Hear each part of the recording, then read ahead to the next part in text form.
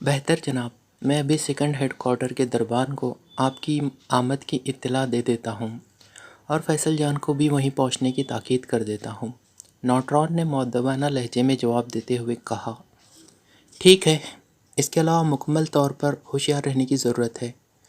Transmitter اب صرف special B6 ہی استعمال کرنا، صرف وہی ایسا ٹرانسمیٹر ہے جو یہاں چیک نہ ہو سکے گا۔ عمران نے اسے مزید ہدایت دی۔ بہتر سر، میں خیال رکھوں گا، نوٹران نے جواب دیا، اور عمران سر ہلاتا ہوا تیزی سے کمرے سے باہر نکلتا چلا گیا۔ عمارت سے باہر آ کر وہ چوک تک پیدل چلتا گیا، پھر اس نے وہاں سے ایک خالی ٹیکسی انگیج کی اور ٹیکسی کو شاملان کالونی چلنے کے لیے کہا۔ ٹیکسی مختلف سڑکوں سے ہوتی ہوئی تھوڑی دیر بعد شاملان کالونی میں داخل ہو گئی۔ عمران نے اسے ایک چوک پر رکوایا اور کرایہ دے کر آگے بڑھ گیا۔ جلد ہی وہ ایک سائٹ پر بنی ہوئی سرخ رنگ کی کوٹھی کے گیٹ پر کھڑا تھا۔ کال بیل دباتے ہی فاٹک کے ذیلی کھڑکی سے ایک قوی ہیکل نوجوان باہر نکل آیا۔ سیاہ پرندہ، عمران نے کہا، تشریف لائیے صاحب، مجھے ہیڈ کوارٹر سے اطلاع مل چکی ہے، دربان نے مؤدبانہ لہجے میں کہا۔ عمران کوٹھی کے اندر داخل ہو گیا۔ یہ کوٹھی وسیع و عریض رقبے پر بنی ہوئی تھی۔ کوٹھی کے گیٹ پر پروفیسر ہاشم خان کے نام کی تختی موجود تھی، اس لیے اس نے اپنا یہی نام اختیار کرنے کا فیصلہ کیا۔ گیراج میں موجود کار کی چابیاں کہاں ہے؟ عمران نے اندر کمرے میں پہنچ کر دربان سے پوچھا جو اس کے پیچھے پیچھے آ رہا تھا۔ گیراج میں 2 کاریں موجود ہیں جناب، یہ چابیاں ہیں، دربان نے جیب سے چابیاں نکالتے ہوئے کہا۔ دونوں کی پیٹرول ٹنکیاں بھری ہوئی ہے؟ عمران نے پوچھا۔ جی ہاں جناب، دربان نے جواب دیا۔ کیا نام ہے تمہارا؟ عمران نے پوچھا۔ جوزف جناب، دربان نے جواب دیا۔ یہ جناب کیا تمہارا نام ہے؟ عمران نے مسکراتے ہوئے پوچھا۔ نہیں جناب، میرا نام جوزف ہے، دربان نے خفیف ہوتے ہوئے کہا۔ اچھا، جاؤ، ہوشیار رہنے کی ضرورت ہے، اب سے میرا نام پروفیسر ہاشم خان ہوگا اور میں اس کوٹھی کا مالک ہوں، سمجھے؟ عمران نے کہا۔ ٹھیک ہے جناب، جوزف نے جواب دیا۔ ابھی ایک آدمی آئے گا، کوٹ سیاہ پرندہ ہوگا، اسے فوراً میرے پاس لے آنا، عمران نے اسے سمجھایا۔ بہتر جناب، جوزف نے جواب دیا اور پھر مڑ کر کمرے سے باہر چلا گیا۔ عمران نے اس کے جاتے ہی اٹھ کر کمرے کی الماری کھولی، اس میں قسم قسم کے لباس موجود تھے، میک اپ کا سامان بھی موجود تھا، چنانچہ اس نے نیا میک اپ کر کے لباس تبدیل کر لیا۔ ہیڈ کوارٹر میں چونکہ ہر قسم کا سامان پہلے سے موجود رہتا تھا اور عمران جب بھی اس ملک میں آتا تھا اسی جگہ رہتا تھا، اس لیے اسے ہر چیز کے بارے میں بخوبی علم تھا۔ اس نے اسپیشل B6 کا ٹرانسمیٹر نکال کر جیب میں ڈال لیا اور ایک ریوالور بھی منتخب کر کے جیب میں ڈال لیا۔ اب وہ کام کرنے کے لیے پوری طرح تیار تھا۔ چند لمحوں بعد دروازہ کھلا اور جوزف اندر داخل ہوا۔ وہ آدمی آ گیا ہے جناب، اس نے مؤدبانہ لہجے میں کہا۔ لے آؤ اسے اور تم فاٹک پر جاؤ، عمران نے جواب دیا، اور جوزف سلام کر کے کمرے سے باہر نکل گیا۔ اس کے باہر جاتے ہی ایک قوی ہیکل نوجوان اندر داخل ہوا۔ اس کا قد 6 فٹ سے زیادہ تھا، جسم انتہائی ٹھوس اور سڈول تھا، چہرے مہرے سے وہ انتہائی وجیح اور ذہین دکھائی دے رہا تھا۔ فیصل جان سر، مجھے باس نے آپ کے پاس آنے کا حکم دیا ہے، فیصل جان نے آتے ہی کہا۔ پھر میں کیا کروں؟ عمران نے بڑے سنجیدہ لہجے میں جواب دیا، اور فیصل جان جواب سن کر حیرت زدہ انداز میں کھڑا کا کھڑا رہ گیا۔ اوکے، میں باس کو رپورٹ کر دوں گا، فیصل جان نے چند لمحوں کے بعد کہا اور تیزی سے واپس مڑ گیا۔ سنو، عمران نے اسے جاتا دیکھ کر آواز دی۔ یس، فیصل جان نے قدرے غصیلے انداز میں مڑتے ہوئے کہا۔ بیٹھو، عمران نے اس بار سنجیدگی سے کہا، اور فیصل جان خاموشی سے کرسی پر بیٹھ گیا۔ میرے متعلق تمہارے باس نے کیا بتایا ہے؟ عمران نے پوچھا۔ یہی کہ میں آپ کے ساتھ کام کروں گا، فیصل جان نے مختصر لفظوں میں جواب دیا۔ کیا کام کر سکتے ہو؟ عمران نے پوچھا۔ جو آپ حکم دے، فیصل جان نے کہا۔ تو پھر سر کے بل کھڑے ہو جاؤ، عمران نے اسے باقاعدہ حکم دیتے ہوئے کہا۔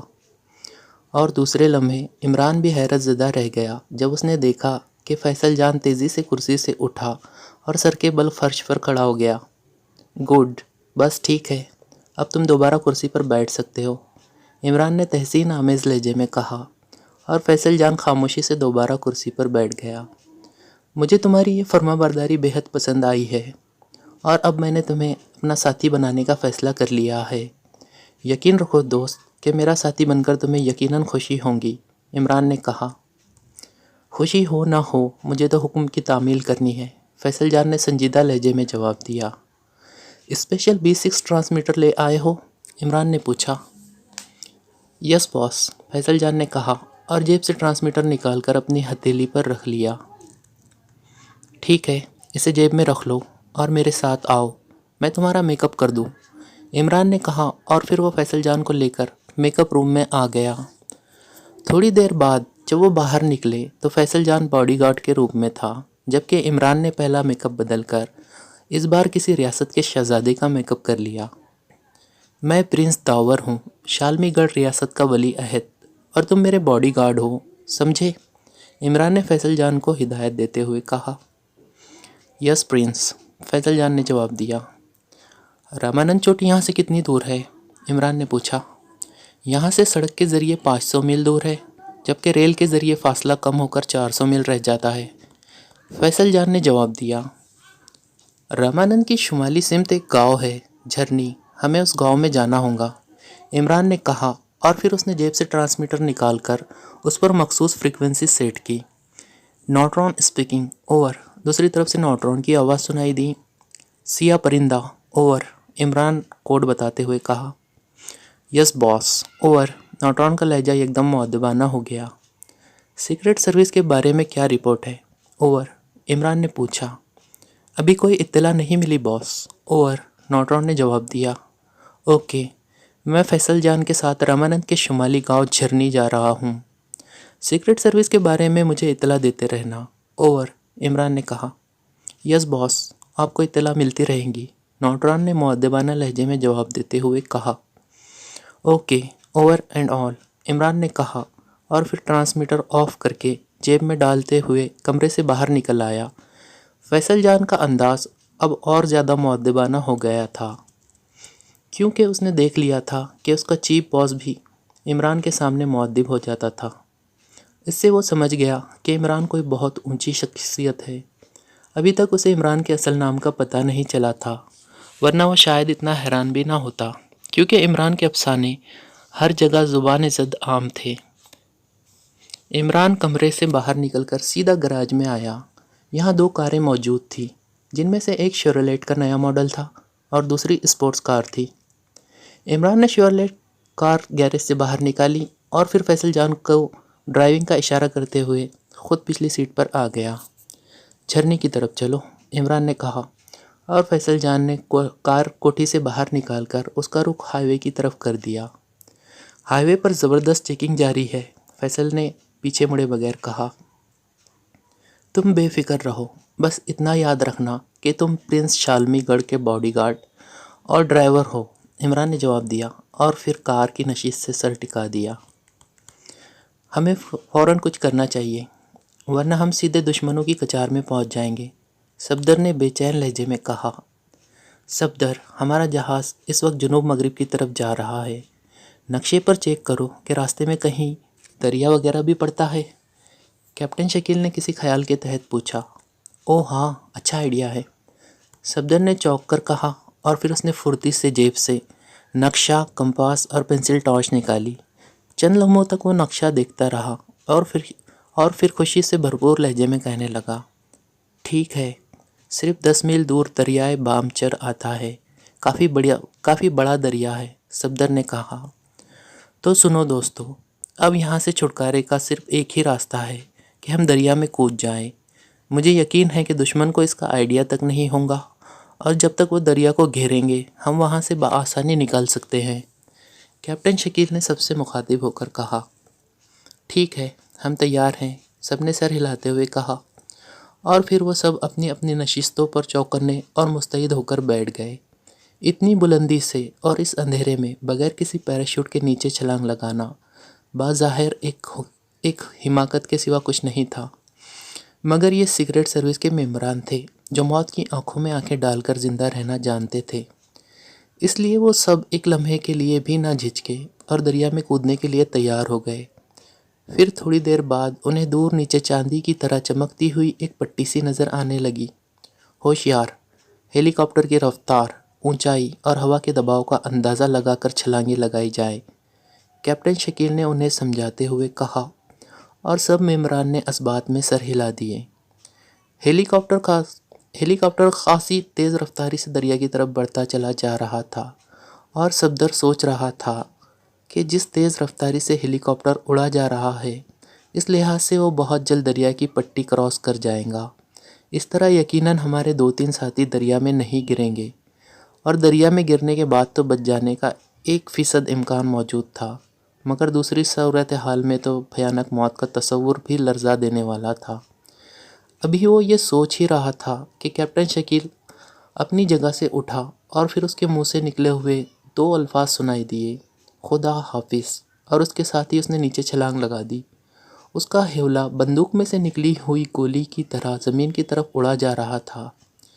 کیپٹن شکیل کے چھلانگ لگانے کے چند لمحوں بعد تنویر نے چھلانگ لگا دی، اور پھر نعمانی کود پڑا۔ پھر صفدر نے جولیا کو اشارہ کیا اور جولیا بھی فضا میں کود گئی۔ اب ہیلی کاپٹر دریا کے عین اوپر پہنچ چکا تھا۔ صفدر کو اندیشہ تھا کہ اب ایک لمحے کی دیر انہیں دریا سے سینکڑوں فٹ دور جا گرائیں گی۔ ہیلی کاپٹر میں صفدر کے ساتھ صدیقی اور چوہان باقی رہ گئے تھے۔ سب اکٹھے کود جاؤ، ریورس ڈائیو، صفدر نے کہا، اور پھر اس نے فضا میں چھلانگ لگا دی۔ اس نے فضا میں جاتے ہی اپنے جسم کو ایک خصوصی انداز میں کلا بازی دی، اور اس طرح اس کا جسم آگے جانے کی بجائے پیچھے کی طرف جانے لگا۔ اسی لمحے اس نے چوہان اور صدیقی کو بھی کودتے دیکھا۔ ان دونوں نے بھی ریورس ڈائی لگائی، اور صفدر نے نیچے گرتے ہوئے اطمینان کی سانس لی۔ ہیلی کاپٹر دریا کراس کر کے آگے نکل گیا تھا۔ صفدر کا جسم بندوق میں سے نکلی ہوئی گولی کی طرح نیچے گرتا چلا جا رہا تھا۔ اس نے اپنے حواس بحال رکھنے کی کوشش کی۔ چاندی کی طرح چمکتا ہوا پانی لمحہ بہ لمحہ نزدیک سے نزدیک آتا چلا جا رہا تھا۔ صفدر کو اطمینان تھا کہ وہ پانی میں ہی گرے گا۔ اگر وہ ریورس ڈائیو نہ لگاتا تو پھر پانی میں گرنا ناممکن تھا، اور پھر ایک زبردست چھپاکے کے ساتھ وہ پانی کی تہہ میں اترتا چلا گیا۔ اس نے دانستہ طور پر جسم ذرا سا ٹیڑھا رکھا تھا تاکہ وہ سیدھا تہہ تک نہ چلا جائے، بلکہ پانی میں گرتے ہی وہ تہہ کی طرف جانے کی بجائے آگے بڑھتا چلا جائے، ورنہ اتنی بلندی سے گرنے کے بعد دریا کی تہہ کے ساتھ ٹکرانا ایک لازمی امر تھا، کیونکہ وہ بہرحال دریا تھا، سمندر تو نہ تھا کہ جس کی گہرائی لامحدود تھی۔ پانی میں گرنے کے 10 منٹ بعد تک تو اس کا جسم تارپیڈو کی طرح پانی میں آگے بڑھتا چلا گیا۔ پھر وہ رک گیا، اور رکتے ہی اس نے ہاتھ پیر مارے اور تیزی سے دریا کی سطح پر آ گیا، اور پھر اسے یہ دیکھ کر خوشی ہوئی کہ دور چاندی کی طرح چمکتے ہوئے پانی میں اس کے ساتھیوں کے سر نظر آ رہے تھے۔ پھر چند لمحوں بعد چوہان اور صدیقی کے بھی سر نظر آنے لگے۔ وہ صفدر سے کافی دور دریا کے کنارے پر جا کر ابھرے تھے۔ دریا زور و شور سے بہہ رہا تھا۔ صفدر نے ہاتھ اونچا کر کے ان سب کو شمالی کنارے پر آنے کے لیے کہا، اور پھر وہ تیزی سے تیرتا ہوا کنارے کی طرف بڑھتا چلا گیا۔ جب وہ کنارے پر پہنچا تو اس نے کیپٹن شکیل، تنویر اور جولیا کو کنارے پر کھڑے ہوئے پایا۔ تھوڑی دیر بعد صدیقی، چوہان اور نعمانی بھی پہنچ گئے۔ اللہ تعالیٰ نے ان کی مدد کی تھی، اور وہ صحیح سلامت دریا میں گر کر باہر آ گئے تھے۔ یہ وردیاں اتار دو اور پھر یہاں سے نکلنے کی کوشش کرو، کیونکہ رڈار پر ہمیں دریا میں گرتے دیکھ لیا گیا ہوگا، صفدر نے کہا، اور ان سب نے اپنے لباس کے اوپر پہنی ہوئی وردیاں اتار کر دریا میں پھینک دیں۔ اب وہ سب اپنے اصل لباس میں تھے۔ ان سب نے لباس اتار کر انہیں اچھی طرح نچوڑا اور دوبارہ پہن لیا، جبکہ جولیا ایک بڑی جھاڑی کی آڑ میں چلی گئی۔ وہاں اس نے اپنا لباس نچوڑا اور پھر دوبارہ پہن کر اپنے ساتھیوں سے آ ملی۔ پھر وہ سب تیزی سے آگے بڑھتے چلے گئے۔ دریا کے کنارے چلتے چلتے وہ جلد ہی مچھیروں کی ایک چھوٹی سی بستی میں پہنچ گئے۔ وہاں سے انہیں ایک ٹریکٹر کرائے پر مل گئی، اور انہوں نے وہاں سے حاصل کی ہوئی معلومات کی بنا پر شمال کی طرف سفر شروع کر دیا۔ اس طرح ایک بڑا شہر تھا جہاں سے انہیں کار وغیرہ آسانی سے مل سکتی تھی۔ اب وہ مطمئن تھے کہ وہ دشمنوں کے پنجے سے نکل آئے ہیں، مگر ان کی خام خیالی تھی۔ انہیں یہ معلوم نہیں تھا کہ دشمن اتنا بے خبر اور لاپرواہ نہیں ہے۔ عمران کی کار تیز رفتاری سے سفر کرتی ہوئی ہائی وے پر بڑھتی چلی جا رہی تھی۔ فیصل جان بہترین ڈرائیور ثابت ہو رہا تھا۔ جلد ہی وہ دارالحکومت سے باہر نکل آئے۔ دارالحکومت سے چند میل دور ایک چیکنگ پوسٹ تھی جہاں ملٹری کے سپاہی موجود تھے۔ انہوں نے کار روکنے کا اشارہ کیا۔ باس، کیا حکم ہے؟ کار روکی جائے؟ فیصل نے مڑے بغیر پوچھا۔ بالکل روک دو، عمران نے مطمئن لہجے میں کہا، اور فیصل نے چیک پوسٹ کے قریب کار روک دی۔ ایک فوجی ہاتھ میں مشین گن اٹھائے تیزی سے فیصل جان کی طرف بڑھا اور کھڑکی کے قریب آ کر کہنے لگا، کاغذات دکھاؤ، پرنس سے بات کرو، فیصل نے بڑے وقار لہجے میں کہا، اور سپاہی تیزی سے پچھلی کھڑکی کی طرف بڑھا جہاں عمران سر باہر نکالے بڑی حیرت زدہ نظروں سے فوجی سپاہیوں کو دیکھ رہا تھا۔ کاغذات جناب۔ سپاہی عمران کے لباس اور وجاہت کو دیکھ کر قدرے مرعوب ہو گیا تھا۔ کیسے کاغذات؟ کیا ہم نے اسٹیشنری کی دکان کھول رکھی ہے؟ ہم شالمی گڑھ کے ولی عہد پرنس ہاشم کاغذات اٹھائے پھر رہے ہیں؟ عمران نے انتہائی سخت لہجے میں سپاہی کو ڈانٹتے ہوئے کہا۔ سردار، دارالحکومت سے باہر جانے کے لیے اجازت نامہ ضروری ہے، سپاہی نے پہلے سے بھی زیادہ مؤدب لہجے میں کہا۔ پیچھے ہٹ کر کھڑے رہو، تمہاری وردی سے پسینے کی بو آ رہی ہے۔ ڈرائیور، گاڑی کیوں روکی ہے؟ عمران نے سپاہی کو ڈانٹنے کے بعد فیصل سے مخاطب ہو کر کہا، اور فیصل نے خاموشی سے گاڑی آگے بڑھا دی۔ گاڑی آگے بڑھتی دیکھ کر چیک پوسٹ کے فاٹک پر موجود سپاہی نے چیکنگ راڈ خود بخود اٹھا دیا۔ اس نے شاید یہی تاثر لیا تھا کہ سپاہی نے کاغذات چیک کر لیے ہیں، تبھی ڈرائیور نے کار آگے بڑھائی ہے۔ فیصل نے کار ایک جھٹکے سے آگے بڑھائی اور پھر تیز رفتاری سے چیکنگ پوسٹ کراس کر گیا۔ عمران سے ڈانٹ کھانے والا سپاہی پہلے تو چند لمحے تک سمن بکمن وہیں کھڑا رہا، اور پھر وہ کچھ کرنے کا ارادہ رکھتا تھا کہ ایک اور کار چیکنگ پوسٹ پر آ کر رک گئی، اور وہ سر جھٹک کر اس کی چیکنگ میں مصروف ہو گیا۔ فیصل دل ہی دل میں عمران کی کارکردگی کو خراج تحسین ادا کر رہا تھا کہ کس طرح اس نے کاغذات دکھائے بغیر چیکنگ پوسٹ کراس کر لی تھی۔ دارالحکومت سے باہر آنے کے بعد ابھی ان کی کار نے صرف 20-25 میل کا فاصلہ طے کیا ہوگا کہ ایک اور چیکنگ پوسٹ آ گئی۔ یہاں پولیس کا عملہ موجود تھا۔